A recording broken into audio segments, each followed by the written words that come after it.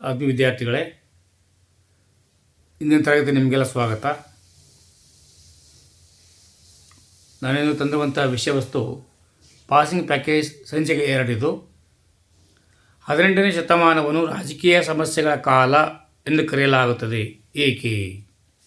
ಏಕೆಂದರೆ ಔರಂಗಜೇಬನ ಮರಣ, ಆಗ ಕುಗ್ಗಿದ ಮೊಘಲರ ಪ್ರಾಬಲ್ಯ, ದಕ್ಷಿಣ ಭಾರತದಲ್ಲಿ ತಪ್ಪಿದ ಮೊಘಲರ ಹಿಡಿತ, ಕರ್ನಾಟಕ ಯುದ್ಧಗಳು, ರಾಜಕೀಯ ಸ್ಥಿತ್ಯಂತರ, ಭಾರತ ಮೇಲೆ ಬ್ರಿಟಿಷರ ಹತೋಟಿ, ಭಾರತ ರಾಜರ ವಿರೋಧ ಇವೆಲ್ಲವೂ 18ನೇ ಶತಮಾನದಲ್ಲಿ ರಾಜಕೀಯದಲ್ಲಿ ವಿಪ್ಲವ ಕಾಲ ಆಗಿದ್ದರಿಂದ ಇದನ್ನು ಸಮಸ್ಯೆಗಳ ಕಾಲ ಎಂದು ಕರೆಯಲಾಗಿದೆ. ಕರ್ನಾಟಕ ರಾಜ್ಯ ಲೋಕಸೇವಾ ಆಯೋಗದ ಕಾರ್ಯಗಳು ಯಾವುವು? ರಾಜ್ಯ ಸರ್ಕಾರಿ ಸೇವೆಗಳ ನೇಮಕಾತಿ, ರಾಜ್ಯ ಸರ್ಕಾರಿ ಸೇವೆಗಳಿಗೆ ಸ್ಪರ್ಧಾತ್ಮಕ ಪರೀಕ್ಷೆ ನಡೆಸುವುದು, ವ್ಯಕ್ತಿತ್ವ ಪರೀಕ್ಷೆ ನಡೆಸುವುದು, ಬಡ್ತಿ ಪ್ರಕರಣಗಳ ಬಗ್ಗೆ ಸರ್ಕಾರಕ್ಕೆ ಸಲಹೆ. ಬ್ರಿಟಿಷ್ ಅಧಿಕಾರ ವಿಸ್ತರಣೆಗೆ ದತ್ತು ಮಕ್ಕಳ ಹಕ್ಕಿನ ನೀತಿ ಹೀಗೆ ಸಹಾಯಕವಾಯಿತು.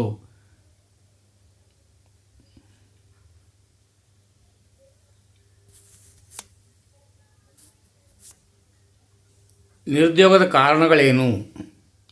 ಅತಿಯಾದ ಜನಸಂಖ್ಯೆ, ಯಾಂತ್ರೀಕರಣ, ಅತಿಯಾದ ಶ್ರಮ ವಿಭಜನೆ, ಸಾಮಾಜಿಕ ಅಸಮಾನತೆ, ಬಂಡವಾಳದ ಕೊರತೆ ಮತ್ತು ಅನಕ್ಷರತೆ. ನಿರುದ್ಯೋಗ ನಿವಾರಣೆಗೆ ಸರ್ಕಾರ ಕೈಗೊಂಡ ಕ್ರಮಗಳೇನು? ಅಥವಾ ಅತಿ ಹೆಚ್ಚು ಜನಸಂಖ್ಯೆ ಹೊಂದಿರುವ ಭಾರತದಲ್ಲಿ ನಿರುದ್ಯೋಗ ಸಮಸ್ಯೆ ಹೇಗೆ ಪರಿಹರಿಸಬಹುದು? ಜನಸಂಖ್ಯೆ ನಿಯಂತ್ರಣ, ಗುಡಿ ಕೈಗಾರಿಕೆಗಳಿಗೆ ಪ್ರೋತ್ಸಾಹ, ಕೃಷಿ ಅಭಿವೃದ್ಧಿ, ಕೈಗಾರಿಕಾ ಅಭಿವೃದ್ಧಿ, ಉದ್ಯೋಗ ಖಾತ್ರಿ ಯೋಜನೆ, ಪಂಚವಾರ್ಷಿಕ ಯೋಜನೆಗಳು. 1857ರ ದಂಗೆಯ ಪರಿಣಾಮಗಳಾದವು. ಬ್ರಿಟಿಷ್ ಈಸ್ಟ್ ಇಂಡಿಯಾ ಕಂಪನಿಯ ಆಡಳಿತದ ಕೊನೆ, ಭಾರತವು ಬ್ರಿಟಿಷ್ ರಾಣಿ ಆಡಳಿತಕ್ಕೊಳಪಟ್ಟಿತು.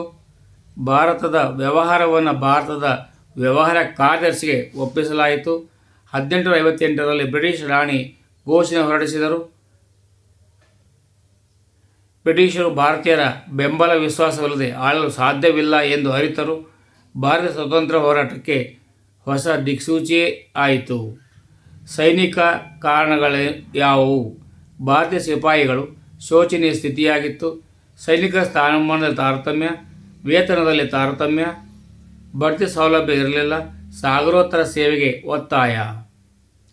ಸ್ವಾತಂತ್ರ್ಯ ಹೋರಾಟದಲ್ಲಿ ಸಂಗೊಳ್ಳಿ ರಾಯಣ್ಣನ ಪಾತ್ರವನ್ನು ವಿವರಿಸಿ. ಕಿತ್ತೂರಿನ ಸ್ವಾತಂತ್ರ್ಯಕ್ಕಾಗಿ ಹೋರಾಡುವ ತನ್ನ ಆದ್ಯ ಕರ್ತವ್ಯವೆಂದು ಭಾವಿಸಿದ್ದ. ಚೆನ್ನಮ್ಮನ ಜೊತೆ ಬ್ರಿಟಿಷರ ವಿರುದ್ಧ ಹೋರಾಡಿದನು. ಸೈನಿಕರನ್ನು ಸಂಘಟಿಸಿದನು. ಗುಪ್ತ ಸಭೆಗಳನ್ನು ನಡೆಸಿದನು. ತಾಲೂಕು ಕಚೇರಿ ಮತ್ತು ಖಜಾನೆಗಳ ಲೂಟಿಯಾಯಿತು. ನಂದಗಡ, ಖಾನಾಪುರ ಮತ್ತು ಸಂಪಗಾವಿಗಳಲ್ಲಿ ಕಾರ್ಯಾಚರಣೆ ನಡೆಯಿತು. ಬ್ರಿಟಿಷರು ರಾಯಣ್ಣನ ಸೆರೆ ಹಿಡಿಯಲು ದೇಸಾಯಿಗಳನ್ನು ಪ್ರೋತ್ಸಾಹಿಸಿದರು. ಸಂಚಿಯ ಬಲಿಯಾಗಿ ರಾಯಣ್ಣನು ಬಂಧನನಾದನು. ನಂದಗಡದಲ್ಲಿ ಗಲ್ಲಿಗೇರಿಸಲಾಯಿತು. 10ನೇ ಚಾಮರಾಜ ಒಡೆಯರ್ ಸಾಧನೆಗಳನ್ನು ತಿಳಿಸಿ. ಮೈಸೂರು ಪ್ರಜಾಪ್ರತಿನಿಧಿ ಸಭೆ ರಚನೆಯಾಯಿತು. ಕೋಲಾರದ ಚಿನ್ನದ ಗಣಿ ಆರಂಭವಾಯಿತು. ಬೆಂಗಳೂರು ಮತ್ತು ಮೈಸೂರು ನಡುವೆ ರೈಲು ಮಾರ್ಗ ಆರಂಭ. ಮೈಸೂರು ಸಿವಿಲ್ ಸರ್ವಿಸ್ ಪರೀಕ್ಷೆ ಆರಂಭ. ಶಿಶು ವಿವಾಹ ಕಾಯ್ದೆ ಜಾರಿಗೆ. ಶಿಂಷಾ ಜಲ ವಿದ್ಯುತ್ ಯೋಜನೆ ಆರಂಭ. ನೀರಾವರಿಗೆ ಪ್ರೋತ್ಸಾಹ. ಚಿಕಾಗೋ ಹೋಗಲು ಸ್ವಾಮಿ ವಿವೇಕಾನಂದರಿಗೆ ಆರ್ಥಿಕ ನೆರವು ನೀಡಲಾಯಿತು. ಸಾರ್ವಜನಿಕ ಆಡಳಿತದ ಮಹತ್ವ ತಿಳಿಸಿ. ಉದ್ಯೋಗ ನೀಡುತ್ತದೆ, ಶಿಕ್ಷಣ ಒದಗಿಸುತ್ತದೆ, ನ್ಯಾಯ ಒದಗಿಸುತ್ತದೆ, ಸರ್ಕಾರಕ್ಕೆ ಆಧಾರ ಸ್ತಂಭವಾಗಿದೆ. ಸಾರ್ವಜನಿಕ ಆಡಳಿತದ ವ್ಯಾಪ್ತಿ ತಿಳಿಸಿ. ಅಥವಾ ಲೂಥರ್ ಗುಲಿಕರ ಪ್ರಕಾರ ಪೋಸ್ಟ್ ಕಾರ್ಬ್ ವ್ಯಾಪ್ತಿ: ಯೋಜಿಸುವಿಕೆ, ಸಂಘಟಿಸುವಿಕೆ, ಸಿಬ್ಬಂದಿಗಳ ಪೂರೈಕೆ, ನಿರ್ದೇಶಿಸುವಿಕೆ, ಸಮನ್ವಯಗೊಳಿಸುವಿಕೆ, ವರದಿ ನೀಡುವಿಕೆ, ಆಯವ್ಯಯ ರಚನೆ. ಸಾರ್ವಜನಿಕ ಭದ್ರತೆ ಒದಗಿಸಲು ಕೇಂದ್ರ ಗೃಹ ಮಂತ್ರಾಲಯವು ಹೊಂದಿರುವ ಸಶಸ್ತ್ರ ಸೈನಿಕ ಪಡೆಗಳನ್ನು ಪಟ್ಟಿ ಮಾಡಿ. ಕೇಂದ್ರೀಯ ಪೊಲೀಸ್, ಮೀಸಲು ಪಡೆ, ಗಡಿ ಭದ್ರತಾ ಪಡೆ, ರೈಲ್ವೆ ರಕ್ಷಣಾ ಪಡೆ, ಕೇಂದ್ರೀಯ ಕೈಗಾರಿಕಾ ಭದ್ರತಾ ಪಡೆ.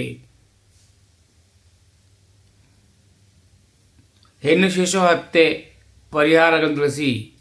ಹೆಣ್ಣು ಭ್ರೂಣ ಹತ್ಯೆ ಸಮಸ್ಯೆಗಳ ಪರಿಹಾರ ಕ್ರಮಗಳು.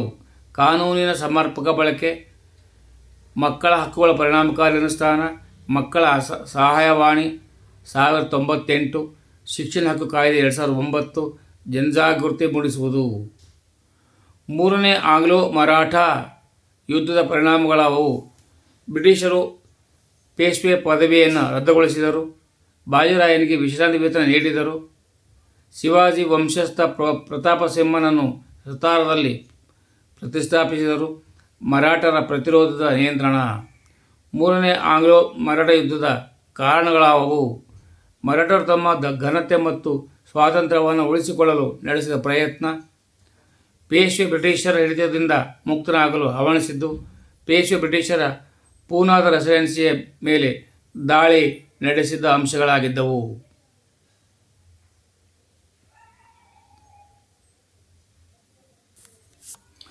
ಬಕ್ಸರ್ ಕದನವು ಬಂಗಾಳದ ಮೇಲೆ ಬ್ರಿಟಿಷರ ಪ್ರಭುತ್ವ ಸಾಧಿಸುವಂತೆ ಮಾಡಿತು ಸಮರ್ಥಿಸಿ. ಅಥವಾ ಬಕ್ಸರ್ ಕದನದ ಪರಿಣಾಮಗಳಾದವು. ಎರಡನೇ ಶಾ ಆಲಂ ಈಸ್ಟ್ ಇಂಡಿಯಾ ಕಂಪನಿಗೆ ಬಂಗಾಳದ ಮೇಲಿನ ದಿವಾನಿ ಹಕ್ಕನ್ನು ನೀಡಿದ. ಎರಡನೇ ಶಾ ಆಲಂ ವಾರ್ಷಿಕ 26 ಲಕ್ಷ ರೂಪಾಯಿ ಪಡೆದು ಬಂಗಾಳದ ಮೇಲಿನ ಹಕ್ಕನ್ನು ಕಂಪನಿಗೆ ಬಿಟ್ಟುಕೊಟ್ಟನು. ಔದ್ನ ನವಾಬ ಯುದ್ಧ ನಷ್ಟ ಪರಿಹಾರವಾಗಿ 50 ಲಕ್ಷ ರೂಪಾಯಿಯನ್ನು ನೀಡಿದ. ಮೀರ್ ಜಾಫರನ ಮಗನಿಗೆ ವಿಶ್ರಾಂತಿ ವೇತನ ನೀಡಿದರು.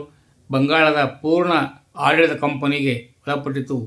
ರಾಬರ್ಟ್ ಕ್ಲೈವ ದ್ವಿಸರ್ಕಾರ ನೀತಿಯನ್ನು ಜಾರಿಗೆ ತಂದ.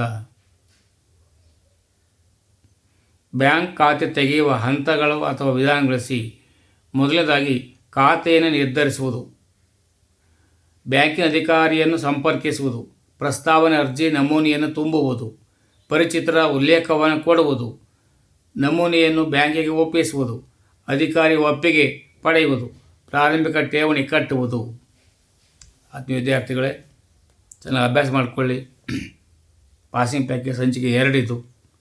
ಇನ್ನು ಮುಂದಿನ ಉತ್ತಮ ವಿಷಯಗಳನ್ನೊಳಗೊಂಡ ವಿಷಯಗಳನ್ನು ನಿಮ್ಮ ಮುಂದೆ ತರಲಿಕ್ಕೆ ಪ್ರಯತ್ನ ಮಾಡ್ತಾ ಇದ್ದೇನೆ. ನಿಮ್ಮಗಳ ಬೆಂಬಲವೇ ನನ್ನ ಧ್ವನಿ ನಿಮ್ಮ ಮಟ್ಟಿಗೆ ನಿಮ್ಮಲ್ಲಿಗೆ ಬರಲಿಕ್ಕೆ ಕಾರಣವಾಗಿದೆ. ಸರ್ವೇ ಜನೋ ಸುಖಿನೋ ಭವಂತು. ಜೈ ಹಿಂದ್, ಜೈ ಕರ್ನಾಟಕ, ಜೈ ಭಾರತ್ ಮಾತೆ. ಸರ್ವರಿಗೂ ಶುಭವಾಗಲಿ.